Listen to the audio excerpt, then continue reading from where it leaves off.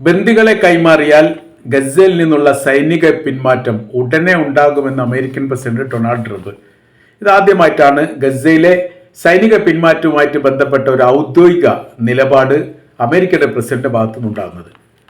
2 ദിവസം മുമ്പാണ് അമേരിക്കൻ പൗരനായിരിക്കുന്ന അദൻ അലക്സാണ്ടറെ കാണാതായിരിക്കുന്നു എന്ന തരത്തിലുള്ള വിവരം ഹമാസിന്റെ ഭാഗത്ത് പുറത്തു വന്നതോടുകൂടി രാജ്യത്ത് ഉടനീളം വലിയ രീതിയിലുള്ള പ്രതിഷേധങ്ങളും പ്രക്ഷോഭങ്ങളും ആരംഭിച്ചിരിക്കുന്ന വിവരമാണ് അമേരിക്കയുടെ ഭാഗത്ത് ഇപ്പോൾ പുറത്തു വന്നുകൊണ്ടിരിക്കുന്നത്. രാജ്യത്തിലെ പൗരന്മാരെ രക്ഷിക്കാൻ പോലും സാധിക്കാത്ത വിധം മറ്റു രാജ്യങ്ങളുമായിട്ട് യുദ്ധപ്രഖ്യാപനം നടത്തുകയാണ് ഇപ്പോൾ ട്രംപ് ചെയ്യുന്നത്.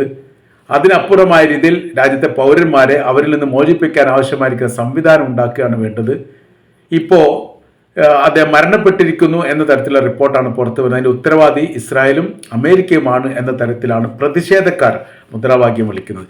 ഇതിനോടനുബന്ധിച്ചാണ് ട്രംപും ഒരു പ്രസ്താവന ഇറക്കിയിരിക്കുന്നത്. അലക്സാണ്ടറെ സംരക്ഷിക്കാൻ്റെ ഉത്തരവാദിത്വം ഹമാസിനാണുള്ളത്, അതിലെ ഉത്തരവാദിത്വത്തിൽ അവർക്ക് പിന്മാറാൻ വേണ്ടി സാധിക്കുകയില്ല എന്ന് പറഞ്ഞതിൻ്റെ തുടർച്ചയായ രീതിയിലാണ് ബന്ദികളുടെ കൈമാറ്റം വളരെ ദ്രുതഗതിയിൽ ഉണ്ടാക്കണമെന്നും സൈനിക പിന്മാറ്റം അതിനോടനുബന്ധിച്ച് ഉണ്ടാകും എന്ന് ട്രംപിൻ്റെ ഭാഗത്തുനിന്ന് ഉത്തരവ് വരികയും ചെയ്തിരിക്കുന്നത്.